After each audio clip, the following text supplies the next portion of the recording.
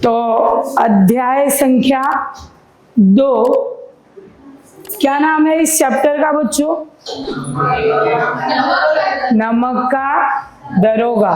आज हम पढ़ेंगे हिंदी विषय में अध्याय संख्या 2, नमक का दरोगा। ये चित्र देख के क्या लग रहा है कि किसी दरोगा की फोटो है। पहचानते हो इन्हें? कौन है ये? हप्पू सिंह, है ना? ये एक हास्य सीरियल जो आप सब देखते हो उसके दरोगा है। तो हमारा चैप्टर जो है ये हास्य से संबंधित नहीं है, हाँ दरोगा पद से संबंधित है। तो आज हम पढ़ेंगे नमक का दरोगा अध्याय संख्या 2। ये जो रचना है ये मुंशी प्रेमचंद की रचना है। नमक का दरोगा के जो लेखक हैं वो है मुंशी प्रेमचंद। तो सबसे पहले हम मुंशी प्रेमचंद के जीवन के बारे में जानेंगे कि मुंशी प्रेमचंद कौन थे। ऐसे तो मुंशी प्रेमचंद हिंदी के जो है सर्व कहे जाते हैं। इनकी जो है कहानियाँ, उपन्यास, नाटक ये सब बहुत प्रसिद्ध हैं। इनकी रचना कुछ इस तरह से होती है अधिकांशतर कि मानो पढ़ने वाला जो व्यक्ति होता है ऐसा लगता है कि उसके सामने एक चित्रपट चल रहा है, सारी चीज़ें बतौर चित्र के हमको दिखाई दे रही हैं। तो ज़्यादातर इनके उपन्यास और कहानी ही होते हैं। यहाँ पे जो है इनका परिचय, इनका मूल नाम धनपत राय है। इनका मुख्य नाम क्या है? धनपत राय। और इनका जन्म स्थान बनारस। पिता का नाम इनके मुंशी अजायब राय है और माता का नाम आनंदी देवी है। इनका वो नाम जो बहुत प्रसिद्ध है, हम सब जिन नाम से इनको जानते हैं वो नाम है इनका मुंशी प्रेमचंद। बात करते हैं इनकी रचना की, तो बहुत हैं इनकी रचनाएं, अत्यधिक हैं बच्चों। यहाँ कुछ ही मतलब कम से कम मैंने यहाँ पे नाम लिखे हैं उनकी रचनाओं की। ऐसे तो उनकी रचना बहुत ज़्यादा है। यहाँ कुछ उपन्यास के नाम हैं जो कि फेमस है, प्रसिद्ध हैं। सेवा सदन, निर्मला, रंगभूमि, कर्मभूमि, गबन, गोदान, ये आदि इनके उपन्यास हैं। उपन्यास क्या है? ये भी एक गद्य रचना है। नाटक, कुछ नाटक हैं जैसे करबला संग्राम और प्रेम की वेदी। कुछ कहानियां भी हैं जो काफी प्रसिद्ध हैं। पंच परमेश्वर, सज्जनता का दंड, ईश्वरीय न्याय, दुर्गा का मंदिर, आत्माराम, बूढ़ी काकी, सवा शेर गेहूं, शतरंज के खिलाड़ी आदि इनकी प्रमुख कहानियां हैं। हमने बचपन में एक कहानी बहुत बार पढ़ा है, आप लोगों ने उसको पढ़ा होगा। एक बच्चे के चिमटे की कहानी है। वो मेला देखने जाता है तो ऐसी मार्मिक कहानियां, हृदय स्पर्शी कहानियां जो है मुंशी प्रेमचंद की रचनाओं में मिलती है। यहाँ हमने देखा बूढ़ी काकी, ये हमने 10th स्टैंडर्ड में पढ़ा है। यहाँ एक वृद्ध महिला के जो है वेदना और तकलीफ़ों का वर्णन उन्होंने किया है। तो कुल मिला के मुंशी प्रेमचंद की रचना में काफ़ी ज़्यादा मार्मिक भावना मिलती है हमें पढ़ने को। यहाँ हमारा अध्याय शुरू होता है नमक का दरोगा। नमक का दरोगा क्या है? पहले हम शीर्षक समझते हैं। नमक विभाग का दरोगा। आपको लग रहा होगा कि ये किस पद की बात हो रही है, तो ये दरोगा का पद है। उस समय बच्चों नमक विभाग में पाबंदियां लगी थी। जो है नमक का जो व्यापार था, ऐसे तो ये ईश्वरीय देन है, लेकिन उस समय पाबंदी लगी थी नमक का व्यापार करने के लिए। तो कुछ लोग इसको चोरी छुपे व्यापार करते थे और इसमें जो इनकम थी वो बहुत अधिक थी। कोई भी चीज़ पे अगर पाबंदी लग जाए तो क्या होता है कि उसके व्यापार में इनकम बहुत बढ़ जाता है। हमारे गुजरात में भी बहुत सारी चीज़ों पे पाबंदी लगी है, तो उसका व्यापार कैसे होता है? चोरी छुपे होता है। और जब चोरी छुपे होता है तो उसका जो है उस व्यापार में लोगों को इनकम बहुत ज़्यादा होता है। तो यहाँ जब नमक का नया विभाग बना और ईश्वर दत्त वस्तु के व्यवहार करने का निषेध हो गया, क्या बताते हैं कि नमक का नया विभाग बना और उस पे पाबंदी लग गई है, तो ये ईश्वर की देन, प्रकृति से मिलता है ना, हमें समुद्र से नमक मिलता है, तो ईश्वर दत्त अर्थात के ईश्वर द्वारा दी गई वस्तु पे क्या हो गया बच्चों, पाबंदी लग गई, तो व्यवहार करने पे निषेध हो गया, तो लोग चोरी छिपे इसका व्यापार करने लगे। फिर लोग क्या करने लगे, छुप छुप कर इसका व्यापार करने लगे। अनेक प्रकार के छल प्रपंचों का सूत्रपात्र हुआ, फिर लोग इसको करने के लिए छल प्रपंच तमाम चीजें करने लगे। अनेक प्रकार के छल प्रपंचों का सूत्रपात हुआ, कोई घुस से काम निकालता था, कोई चालाकी से। अधिकारियों के पौ 12 थे। पौ 12 होना मतलब जैसे हम कहते हैं ना कि 10 उंगली घी में होना, मतलब अधिकारी जो थे वो बड़े प्रसन्न थे, और जिनको नमक विभाग के दरोगा पद पे मिल जाए तो उनके तो फिर पौ 12 ही थे कि इसमें इनकम बहुत ज़्यादा थी। और जो इसका व्यापार करते थे वो घूस देते थे, कुछ चालाकी से काम कर लेते थे। पटवारीगिरी का सर्व सम्मानित पद छोड़कर लोग इस विभाग की बरकंदाजी करते थे।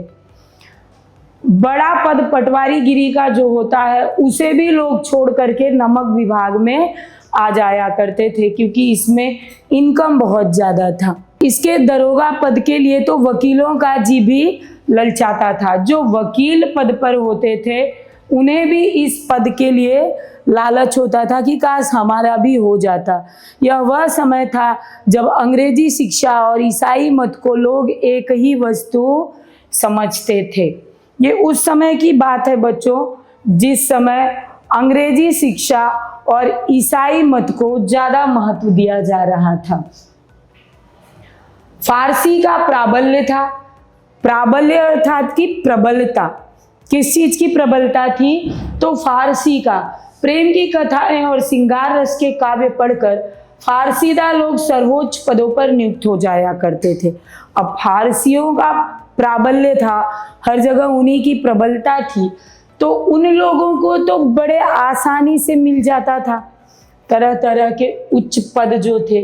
तो वही यहाँ पे कहते हैं कि फारसी का प्राबल्य था। प्रेम की कथाएं और श्रृंगार रस के काव्य पढ़कर भी इन लोगों को सर्वोच्च सबसे ऊंचे पदों का जो है स्थान मिल जाता था, ये नियुक्त हो जाया करते थे।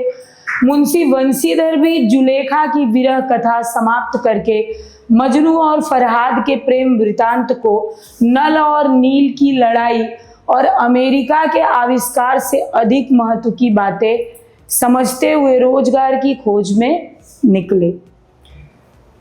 एक किशोरावस्था में एक बच्चे के मन की तमाम जो भाव होते हैं वो उनको पार करते हुए, और कुछ ऐसे भाव भी जो है जिनका त्याग करते हुए ये भी अपने घर से नौकरी की तलाश में अपनी शिक्षा को पूरी करके निकलते हैं। उनके पिता एक अनुभवी पुरुष थे। पिता जीवन के थपेड़ों को जो है काफ़ी अनुभव से, काफ़ी करीब से महसूस किए थे, तो उन्होंने अपने पुत्र को नौकरी पे जाते हुए कुछ ज़रूरी सीख दिए। तो वो सीख थे, वो समझाने लगे, बेटा घर की दुर्दशा देख रहे हो, घर की क्या स्थिति है। आर्थिक स्थिति उनकी अच्छी नहीं थी, तो घर की क्या स्थिति है वो उन्हें समझाते हैं और कहते हैं कि तुम सारी परेशानियों को देख रहे हो, ऋण के बोझ से दबे हुए हैं, मतलब घर पे जो है कर्ज बहुत ज़्यादा है और हम सब जो है कर्ज से दबे हैं। लड़कियां हैं वह घास फूस की तरह बढ़ती चली जा रही हैं। घर की जो लड़कियां हैं तुम्हारी बहनें वो है काफ़ी बड़ी होती जा रही हैं, घास फूस की तरह बढ़ती जा रही हैं। मैं कगार पर का वृक्ष हो रहा हूँ, मतलब मैं धीरे धीरे वृद्ध होता जा रहा हूँ, तो मैं कगार का वृक्ष हूँ, कभी भी जो है ढल सकता है। वृक्ष मतलब पुराना हो गया है, नदी के किनारे कगार का वृक्ष है, तो मैं कभी भी दुनिया छोड़ के जा सकता हूँ। न मालूम कब गिर पड़ूं। अब तुम ही घर के मालिक मुख्तार हो, नौकरी में ओहदे की ओर ध्यान मत देना। अब घर की जिम्मेदारी किसके ऊपर है? तुम्हारे ऊपर है। घर की जिम्मेदारी तुम्हारे ऊपर है, तुम ही घर के मालिक हो, तो तुम नौकरी पे उतना मत ध्यान देना कि ये मेरी नौकरी है, मुझे ईमानदारी और जिम्मेदारी से करना है। तुम्हें अपने घर की जो जिम्मेदारियां हैं उसे भी देखनी होगी। तो पद पे ध्यान मत देना कि मेरी नौकरी में मेरा क्या पद है, इनकम जो आवक है उस पर ध्यान देना। यह तो पीर का मजार है, निगाह चढ़ावे और चादर पर रखना चाहिए। कहते हैं कि जो नौकरी में पद है वो क्या है? पीर का मजार है, बस दिखावे के लिए। ध्यान तुम्हें किस पे देना है? जो मजार पे चढ़ावा आता है और जो चादर आते हैं, मतलब जो हमारी आय है, इनकम है, तुम दृष्टि उस पे रखना। जहां तुम काम कर रहे हो उस पे दृष्टि मत रखना कि उसको बना के रखना है या बिगाड़ के रखना है। वो बने या बिगड़े उससे हमें लेना देना नहीं है। जो आवक हमारी है उस पे फोकस करना। ऐसा काम ढूंढना जहां कुछ ऊपरी आय हो। मासिक वेतन तो पूर्णमासी का चांद है। कहते हैं अगर काम देख रहे हो तो कुछ ऐसा काम देखना जिसमें ऊपरी इनकम हो, मतलब जो तुम्हारा महीने में सैलरी आता है उसे कहते हैं मासिक वेतन। मासिक अर्थात महीना, वेतन अर्थात जो आप काम करते हैं उसके बदले में जो आपको पेमेंट मिलता है उसे वेतन कहते हैं हिंदी में। तो कहते हैं कि महीने वाला जो वेतन आता है वो पूर्णमासी का चांद है। जैसे पूर्णमासी के दिन चांद पूरा दिखता है, उसके बाद धीरे धीरे घट जाता है, उसी प्रकार से हमारी जो सैलरी होती है वो धीरे धीरे घट जाती है और घटते घटते लुप्त हो जाती है, खत्म हो जाता है। ऊपरी आय क्या है? ऊपरी आय बहता हुआ स्रोत है। ऊपरी इनकम क्या है? जैसे नदी में, समुद्र में एक स्रोत हमेशा बहता रहता है, तो ठीक उसी तरह से एक स्रोत है, सदैव प्यास बुझाती है। वेतन मनुष्य देता है, इसी से उसमें वृद्धि नहीं होती है। तो ऊपरी इनकम को इन्होंने क्या कहा? हमेशा निरंतर बहने वाला एक स्रोत है जो कभी बंद नहीं होता है।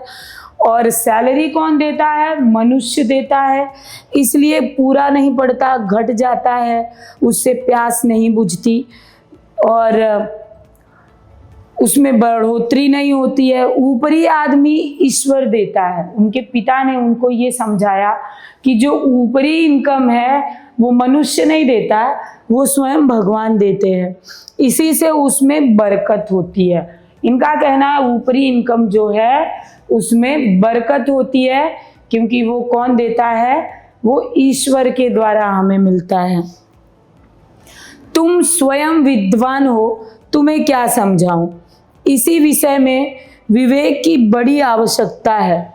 ऐसे विषय में, इस विषय में कहते हैं कि तुम्हें इससे ज़्यादा क्या समझाऊं, तुम खुद बहुत समझदार हो। और ऐसे विषय में ईश्वर जो है वो स्वयं बुद्धि देता है। आवश्यकता है मनुष्य को देखो, उसकी आवश्यकता को देखो और अवसर देखो जिससे तुम्हारा कार्य चल रहा है। सामने वाले की ज़रूरत को देखो, आवश्यकता अर्थात की ज़रूरत, आवश्यकता को देखो और अवसर को देखो। कहते हैं जब कोई अवसर में फंसा होता है, मतलब उस समय आपका काम ज़्यादा बन सकता है। तो कहते हैं कि आवश्यकता और अवसर को देखो, उसकी आवश्यकता को अवसर और आवश्यकता को देखो, उसके उपरांत जो उचित समझो करो। तुम्हें जो ठीक लगे उस समय तुम वैसा ही करना। गरज वाले आदमी के साथ कठोरता करने में लाभ ही लाभ है। मतलब कोई मजबूर है, फंसा है, उसके साथ अगर तुम निर्मम बनते हो, कठोर बनते हो, तो बहुत ज़्यादा फ़ायदा है। आज की दुनिया भी यही करती है। अगर कोई मजबूरी में है, कोई फंसा है, आप किसी भी ऐसे स्थान पे चले जाओ जहाँ लेन देन से आपका कार्य आगे बढ़ता है, तो वहाँ आप देखोगे कि जिसका बोलबाला है, जिसके साथ कुछ प्रभावी लोग हैं या जिसका वर्चस्व ज़्यादा है, उसको दबाया नहीं जाता। लेकिन जो मजबूर है, जिसका गरज है, जो परेशान है, आप देखोगे उससे बहुत ज़्यादा लूटपाट की व्यवस्था चलती है। मतलब जितना हो सके इनसे खींच लो, क्योंकि ऐसे मौके जो है बार बार नहीं आते। तो यहाँ इनके पिताजी भी वही समझाते हैं कि गरज वाले आदमी के साथ कठोरता करने में लाभ ही लाभ है, लेकिन बेगरज को दाव पर पाना जरा कठिन है। जिनका गरज नहीं होता है उनको दबाना थोड़ा मुश्किल होता है। तो ये भी तुम ध्यान में रखना कि हर किसी को दबाना नहीं है। इन बातों को निगाह में बांध लो, यह मेरी जन्म भर की कमाई है। तो इनके पिताजी ने इनको इस तरह की सीख दी है कि तुम जा रहे हो, काम पे निकल रहे हो, और जब तुम्हें कुछ काम मिल जाए ऐसा, तो तुम ध्यान देना, अच्छा कोई काम मिल जाए। अच्छे काम की तलाश में रहना, बढ़िया जिसमें ऊपरी इनकम हो, और जिस दिन मिल जाए ऐसा काम, तो किन चीज़ों को ध्यान रखने की बात कर रहे हैं कि जो ज़रूरतमंद है उसे तुम परेशान करना, तो वहाँ से तुम्हारी इनकम होगी। मतलब एक पिता फ़ायदे के लिए अपने पुत्र को उस तरह की चीज़ें सिखा रहा है जिससे तुम्हारे घर की समस्या दूर हो जाए, भले ही वो चीज़ थोड़ा गलत क्यों ना हो। तो बच्चों, आज का जो लेसन है हम यहाँ इतना ही समझते हैं, बाकी का अगले पीरियड समझेंगे।